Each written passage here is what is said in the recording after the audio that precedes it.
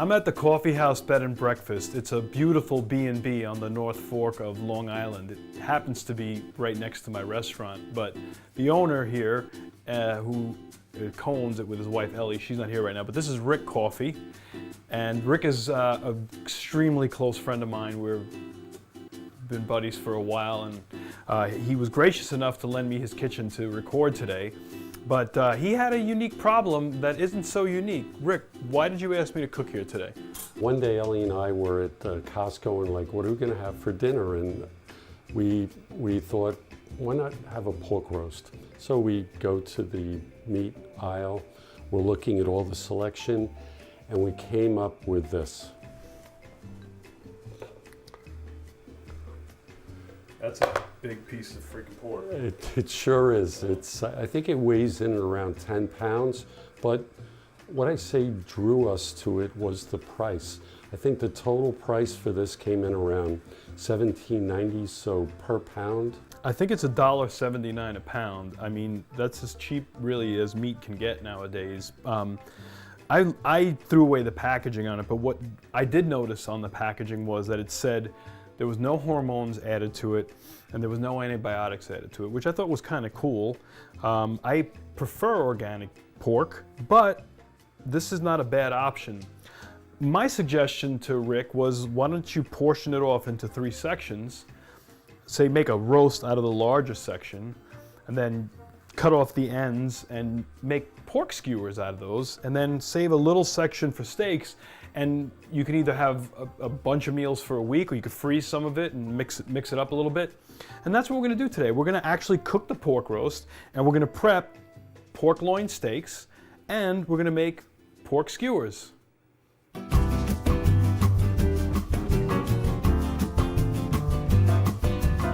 This big beautiful piece of meat was washed and patted dry, and now we're gonna try to find the best parts for what we're trying to accomplish here. Now, I would say the biggest piece is what I would roast. And you kind of want to have an equal piece, because otherwise it's going to cook unevenly. I would say this would make a nice roast for 3 or 4 guests. I would like to do the steaks on the smaller side, but no one wants to use the end. So I'm going to cut off this piece right here. We're going to use this piece for skewers. Let's see, for steaks, let's say this is the thinnest part right here. I would say let's make this many steaks. All right, let's get that pork loin ready. Rick, the trick to making exceptional pork loin is I do it a little backwards than everybody else. Okay, what I do with the pork loin is I start cooking it at a very low temperature, at 225. I want the internal temperature of this pork loin to reach 113 degrees. Once it hits that, I jack it up to 475. Which only takes about 15 minutes or 20 minutes after that. The pork will actually reach an internal temperature of about 135. Then I take it out, cover it, let it cook to about 142. Now that is not right according to health department standards. The health department wants you to cook it to 150. The reason why is because pork in the United States has one problem with it. You can get trichinosis from it, which is a parasite. And unless you cook it to 150, that parasite won't be killed. However, the probability of getting trichinosis from pork is extremely slim in the United States. I think it's like 2 in every 1,000 pounds may have some in it. So I'm gonna take my chances here, but at the restaurant I would cook this to 150. Rick, what I like to do with this pork is I like to stab little holes in it and stick organic garlic cloves in it. These happen to be quite large cloves of garlic. I would take about 6 or 7 cloves of garlic. And if they're too big and you don't have any smaller ones, you could just cut them in half. All you do is you just stab a hole in it, shove the garlic in it. Now, will you eat those when it's cooked? I do. I mean, some people won't. If you don't want it, just don't eat it. Just take it out.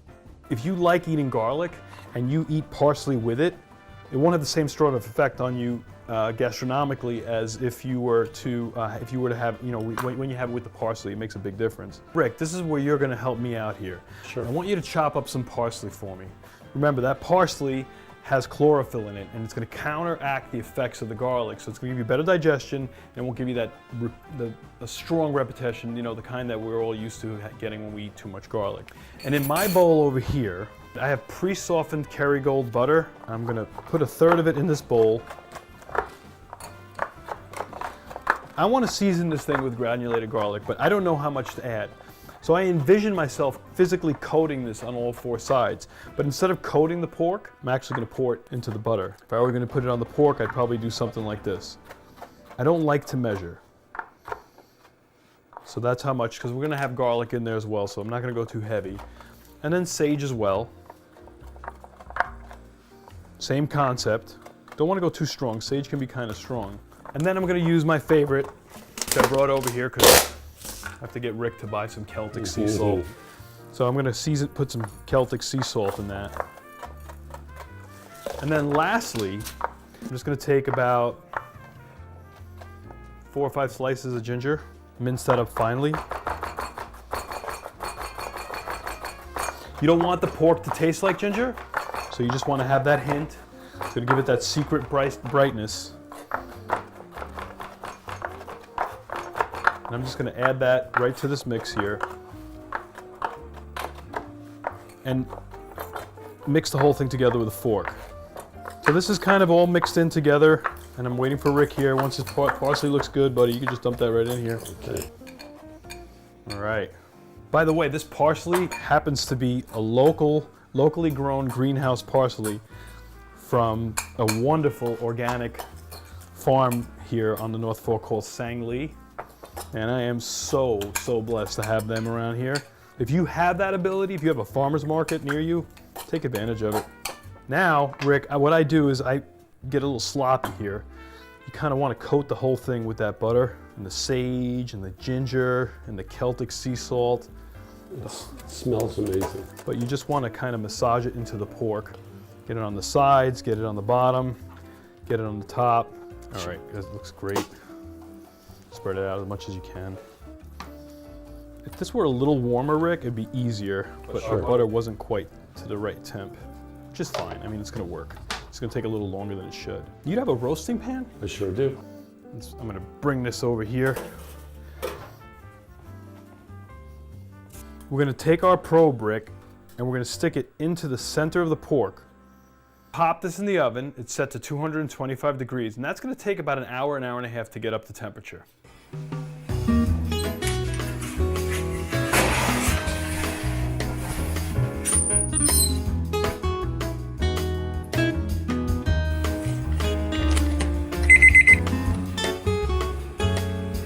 We washed this cutting board in the sink.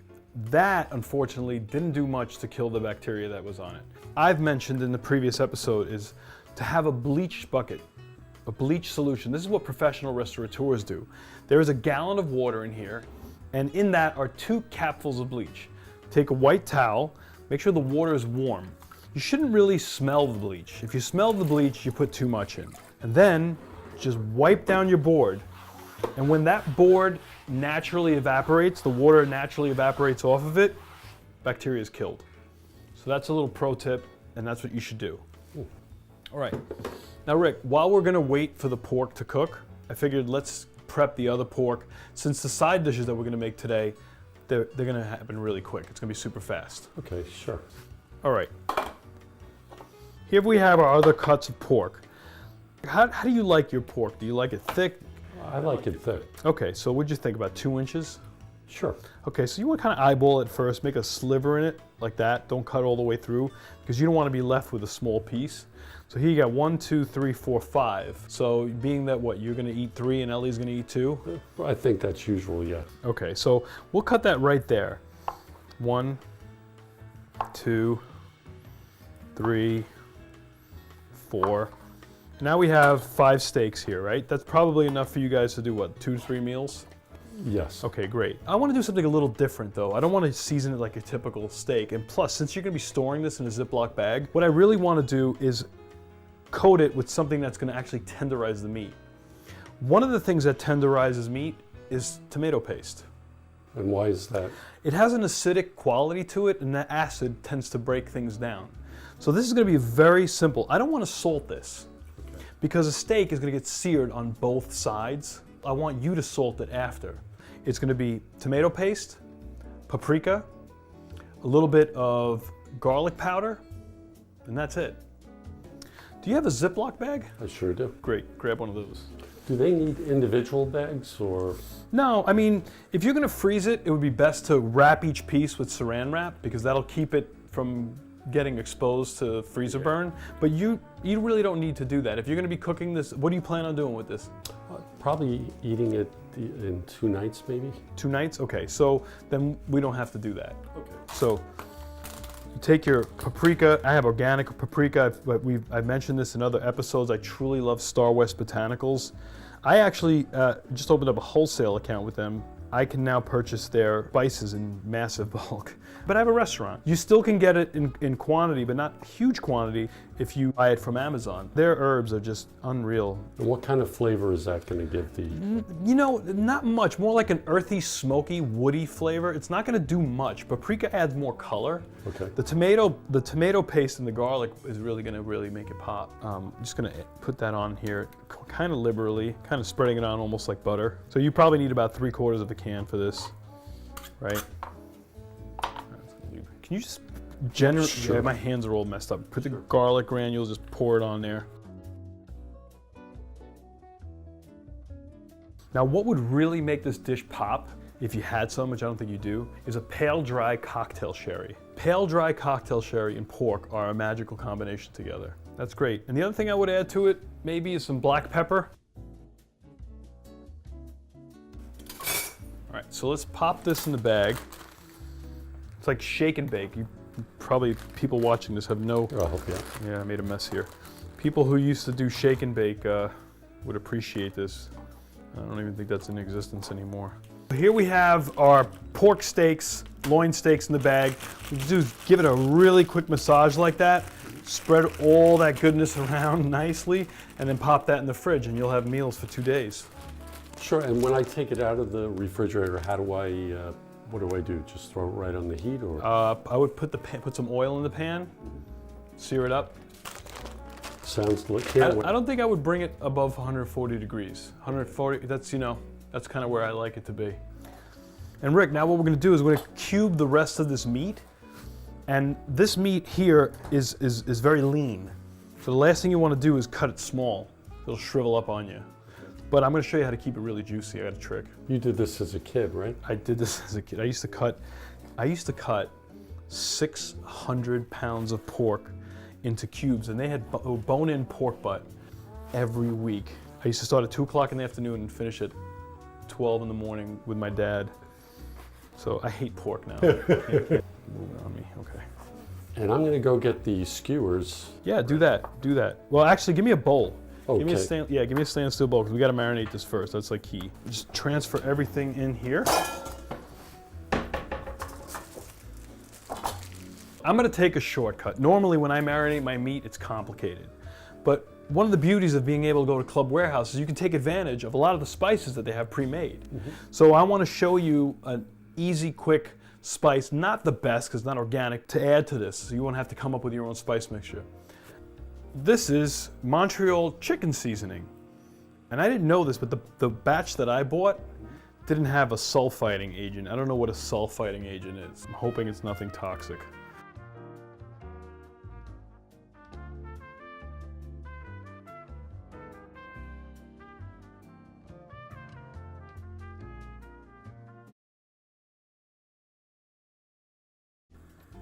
Just dump it in there. Let's say we had about 3 pounds of pork here. I would say this stuff, you go with like maybe 3-4 tablespoons of it. And here's my secret ingredient that you add to either pork or chicken when you're marinating it overnight. Yogurt. The enzymes in the yogurt will keep the meat moist and break it down. Add about, I don't know, 4 cups of yogurt to that. And how long do you let it marinate? I would leave it overnight.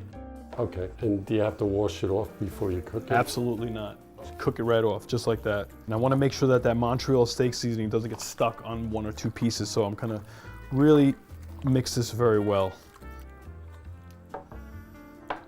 I would say if you were gonna eat this in advance and you want to get creative and add some onions and some peppers to it, yeah, that'd be great. Definitely don't freeze it with the fresh vegetables. They're gonna waterlog on you. What we've done here today is we've broken down a 10-pound loin of pork, and we got a nice roast going on right now. I want to do like a side dish, a couple side dishes, right? I think that will go great with it. That's going to take a while at 225 to reach 113. Be patient. I know in culinary school they teach you to go the opposite. You go 500 degrees or 475, sear it, and then drop the temperature. But I've done it backwards, and the difference is unbelievable. Well, you tell me. We'll try it. But for side dishes, what I think we should do is a low carb carbohydrate. And you know what's perfect for that? Butternut squash. It's 1/3 the sugar and carbs of rice and potatoes. So we'll do a butternut squash, and then we'll destroy the whole concept of low carb by adding a little maple syrup and butter to it. We'll steam it.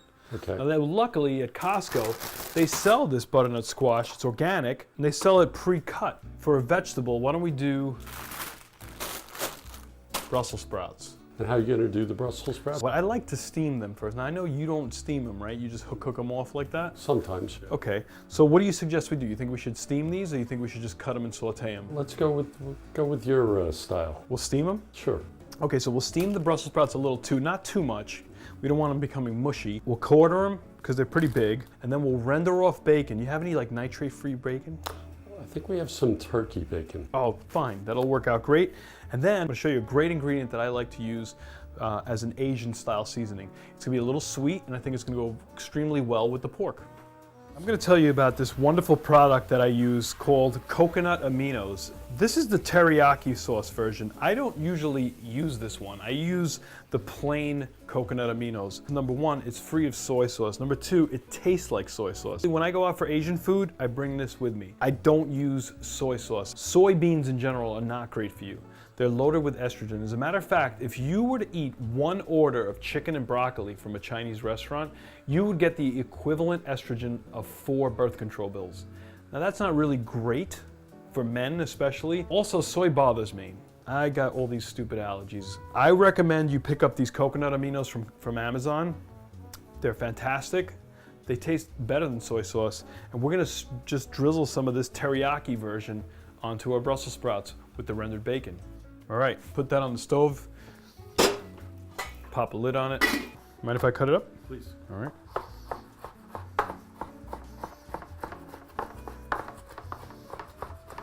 How's that? Sounds great. So you're just gonna boil off that turkey. Make bacon. sure it's cooked, and then actually it'll start rendering the fat after the water evaporates. Cool. And the great thing about this turkey is it's got no hormones, got no nitrates, all natural ingredients. Sounds to me like it's about ready for it.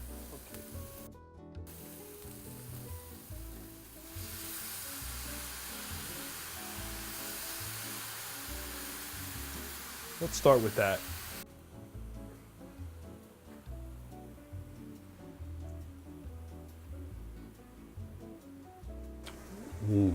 Really good?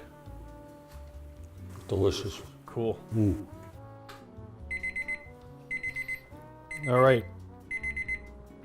Our pork is now at 113 degrees, and I'm gonna set it to a final temperature of 133 degrees.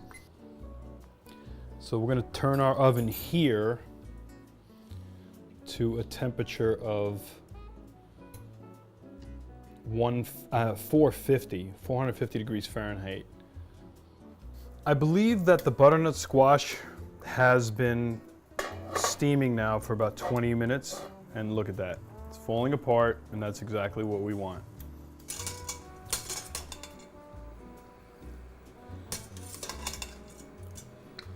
And what are we going to add to these, George? So I would just add maple syrup, butter, and Celtic sea salt. That's it.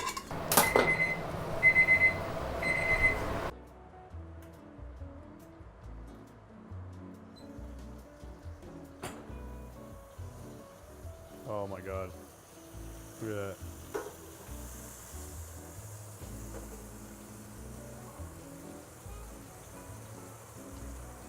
The hardest part was waiting for the roast to cook, but believe me, be patient. Don't turn the oven up. Just let it come to temp. 225 till it hits 113.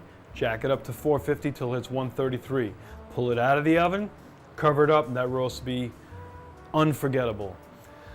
We also made some beautiful Brussels sprouts with bacon, and we made some butternut squash with a little bit of butter, a little bit of maple syrup, excellent dish for tonight, excellent dish for your household. A little bit more work. On the pita scale, I would say the roast, probably not too bad. I would say maybe 6. The other 2 dishes, the pork skewers and the steaks, we're gonna make those on an upcoming episode. I really wanna thank you, Rick, for having me in your kitchen and letting me destroy your household. I appreciate you guys watching. Tune in, and remember, you gotta save healthy. The Coffee House Bed and Breakfast is, besides the fact that Rick and Ellie are my close friends, and if they weren't, I'd still be saying the same praises for it. It's beautiful. It's so welcoming. The rooms are done to perfection. Everything about their hospitality is incredible. And Rick doesn't like to talk about it, but Rick is actually a culinary grad, and he makes the best breakfasts. Ellie's a phenomenal baker. They cater to gluten-free needs or lactose needs. They don't say no to anything. And you know what? Don't take my word for it. Why don't you Google them and see what their rating is on TripAdvisor? If you're on the North Fork, I highly recommend you come and stay here.